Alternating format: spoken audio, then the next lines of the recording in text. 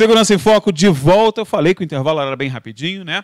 E só relembrando, no final do último bloco, nós falávamos de uma questão importantíssima que surgiu numa reunião do Conselho Municipal de Segurança, onde o deputado federal Hugo Leal, né, representante do Legislativo Federal, esteve presente e recebeu uma demanda da Polícia Militar bastante interessante e que a gente precisa fazer uma reflexão. As nossas leis, né, um legislador presente, um operador, né, um criador de leis, e recebeu essa demanda por parte da autoridade de polícia. As nossas leis, elas estão dando conta das necessidades que são criadas no dia a dia?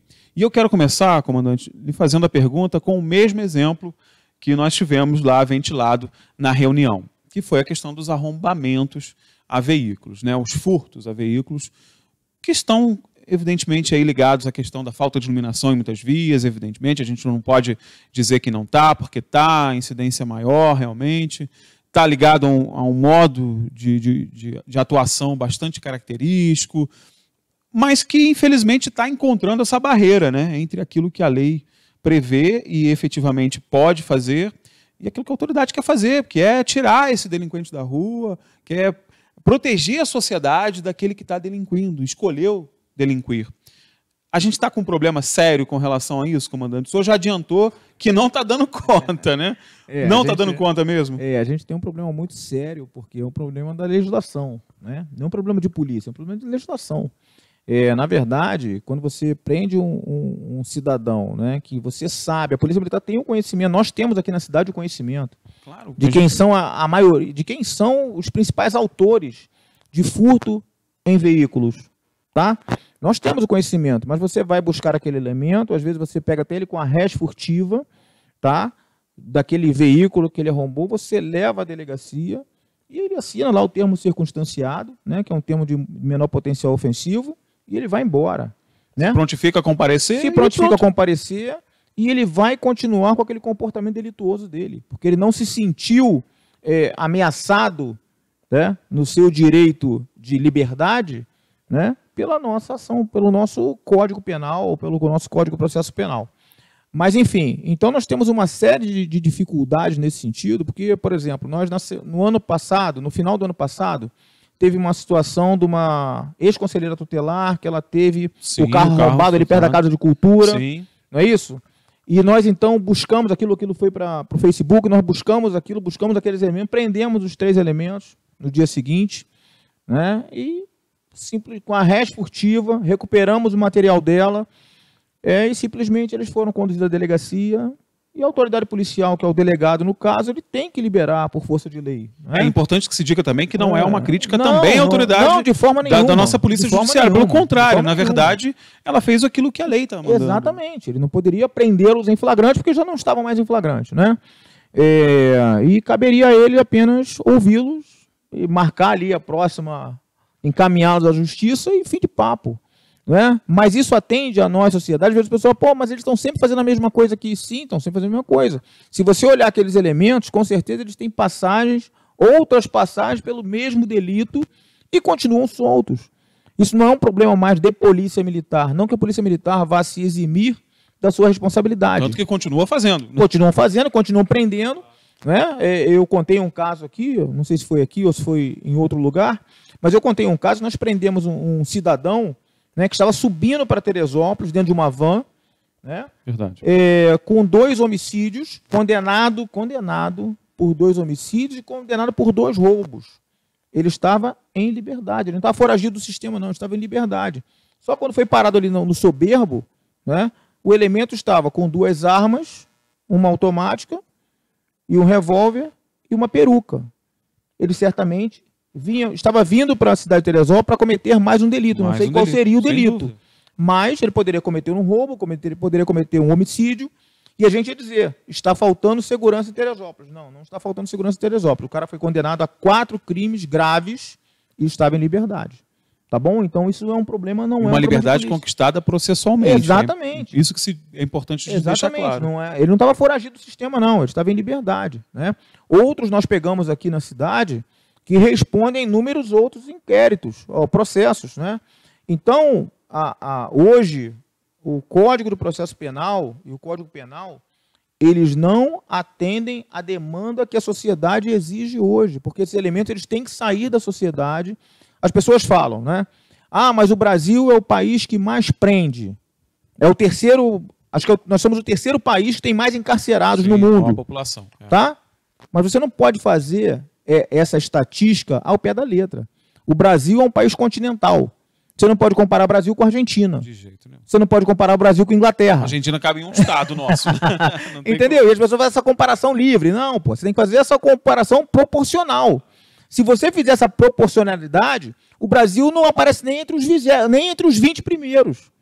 Entendeu? Porque tem que ser proporcional. Só que as pessoas dizem, uma ala aí dos que reclamam do encarceramento, dizem que o Brasil é o país que mais prende. Claro. Olha o tamanho da nossa população. Não tem jeito, né? Vai prender muito. É claro, você vê os Estados Unidos, está na nossa frente. Né? Porque a população dele é maior do que a nossa.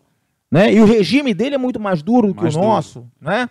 Então nós precisamos entender que há necessidade sim da separação desse elemento para que ele seja ressocializado. Não é simplesmente encarcerar. Você tem que encarcerar e tentar recuperar aquele elemento. Tá bom? Que acho que todos nós somos recuperáveis. Tá legal? Mas aquele cara que adotou a sua vida como a vida do crime, ele não pode mais ter os benefícios legais. Tá bom? O benefício legal é para o cidadão que involuntariamente ou que numa situação de extrema necessidade cometeu um crime. Tá bom? E acho que a lei tem que assistir aquela pessoa. Agora, a pessoa que vive do crime, não. Aí não. A gente tem aqui uma novidade, né, instituída pelo nosso ministro da Justiça, né, o Sérgio Moro, que é o tal do pacote anticrime, que estão se falando muito. Né? Uma das medidas desse pacote anticrime é olhar para a reincidência como algo realmente grave, como é. Sim, claro. E de encontro, é isso que o senhor está falando, comandante. Hoje, a gente tem uma pena que ela dá conta do caráter educativo dela, porque tem um caráter punitivo, evidentemente, sim, mas tem um caráter educativo, que é esse da ressocialização e do impedimento a um novo delinquir. Uhum. Hoje ela dá conta disso? Não. Você veja, por exemplo, teve uma ação na Rocinha, eu acho que foi no início do ano passado, né, em que os elementos que trocaram tiro e invadiram lá o hotel Intercontinental, sim, né, a maioria daqueles elementos já tinham passado pelo sistema criminal e foram libertos pela justiça. Entendeu? Como elementos que não colocavam mais em risco a sociedade. Isso foi um dos pressupostos, né, que chegou para nós, que aqueles elementos foram colocados em liberdade porque aqueles elementos não ofereciam mais risco à sociedade. Os elementos que invadiram o hotel Intercontinental portavam fuzis automáticos. Entende? Então, eu acho que essa avaliação também, ela tem que sofrer eu acho que tem que ser um estudo melhor, uma análise mais apurada, né, de como colocar aquele elemento de volta no seu meio, porque ele vai voltar para o mesmo meio, e você acha que aquele elemento que antes, né, cometeu um crime, portava um fuzil, ficou 5 anos preso, ou 10 anos preso, era líder do tráfico de droga, quando ele sair ele vai procurar um emprego? Ele vai procurar um emprego? Quem vai dar esse emprego a ele? A gente está diretamente de frente, em confronto com a questão da vontade daquele que delinquiu em se recuperar. Sim. Né? Que a vontade e o arrependimento, evidentemente, o arrependimento todos eles têm, né? Mas a vontade de não delinquir mais, de ressocializar. Agora, em contrapartida, a reincidência é um elemento volitivo absolutamente inverso a isso. Né? Sim. É o contrário. A pessoa escolheu delinquir novamente. Não, então e outra coisa, o que é muito importante também a gente frisar, né? Que dentro dos sistemas penitenciários, eles ficam dentro das suas facções. Separados por facções. Ou seja, eles continuam associados ao crime. Né? Dentro dos seus presídios, eles continuam associados ao crime. Tá? Mesmo estando presos. Então, olha o paradoxo, né? O cara foi preso por associação ao crime, né? E continua em associação. Continua preso, né? Na associação, cumpre a sua pena, ou parte da sua pena, dentro daquela ação ali de criminosos, né? Dentro daquela associação de criminosos, e vai para a rua como? Como anjo? Jamais. Né? Então a gente não pode ter essa falsa impressão, esse falso discurso de que ele cumpriu a pena, que ele está recuperado. Não, uma coisa é ele cumprir a pena, outra coisa é ele estar recuperado e ressocializado. São uma coisas coisa distintas. é acreditar na recuperação do ser humano, Exatamente. a outra tem inocência. Né? Exatamente. Não Então, precisamos ser inocentes. a gente não pode ser ingênuo a tal ponto de achar porque ele cumpriu 5 anos de pena, ele está ressocializado. Não, eu acho que tem que ser coisas complementares. Ele tem que cumprir a pena e estar ressocializado. Né? Então, eu acho que tem muitas mudanças que tem que vir por aí para que nós possamos realmente ter um sistema penal que realmente funcione. Né? Que realmente traga esse elemento para uma progressão de regime. A progressão de regime tem que ser de acordo com a progressão de comportamento. Né? Porque senão, gente, ele vai jogar para a sociedade e ele vem mais criminoso do que nunca. Né? E é um prejuízo para todos nós da sociedade. Então, uma dica que a gente dá aqui, procure o seu legislador, aquele que você votou e aquele que você não votou também, porque ele é teu representante mesmo assim. E cobre dele, né, uma postura mais enérgica com relação a isso. A gente tem uma iniciativa em curso, né, o governo federal espera medidas mais drásticas, mas o que a gente percebe mesmo é que precisa de uma reformulação geral. Né? Já passou da hora, um código feito por decreto já deu. Né? A gente pode evoluir nesse processo. A gente tem que ter a atenção também, chamar a atenção do nosso público para entender o seguinte, que muitas vezes o nosso público ele só vê segurança pública como polícia. Não. É um sistema todo. A polícia precisa de um sistema jurídico que nos dê o apoio. Né? Então, a polícia não faz nada sozinho. Nós só podemos fazer amparados pela legislação. Entendeu? E quem faz a legislação está lá no Congresso Nacional. E é isso que nós temos que cobrar. Você não tem que cobrar só da sua polícia. Entendeu? Mas você tem que cobrar do seu legislador. Porque é ele que vai criar as novas normas para que nós possamos atuar de acordo com aquilo que você espera. Né? Então a pressão, a falsa impressão de que o problema é de polícia, não é de polícia. O problema é de legislação. O que você precisa, eu e você precisamos, todos nós precisamos, é pressionar os nossos legisladores para que façam leis, para que criem leis que funcionem para aquilo que a gente precisa, para que a gente possa conviver melhor. Tá? Então a polícia sozinha ela não consegue trazer essa paz que todos nós almejamos. Tá?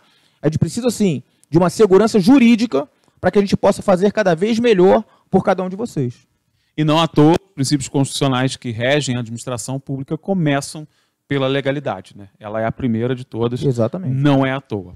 Bom, comandante, hoje rendeu bastante, né? Vários assuntos importantes. Quero aproveitar, né? A gente está finalizando o programa aqui, mas ele continua nas redes sociais.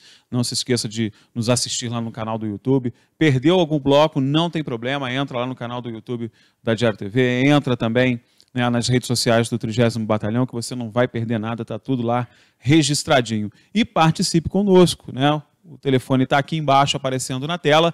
Mande para cá sugestões de entrevistas ou temas e nos ajude a construir o programa da semana que vem. A gente espera a sua participação, sem dúvida nenhuma. Comandante, obrigado pela participação. Muito obrigado, parabéns, né, por mais esse programa. A você, telespectador, contamos aí com o seu apoio, né, nessa pressão popular em cima dos nossos legisladores para que a coisa funcione cada vez melhor e como nós merecemos e desejamos. É isso aí. Uma excelente semana a todos. E que você esteja conosco na próxima semana, quando voltaremos aqui com mais um Segurança em Foco. Grande beijo e até a próxima.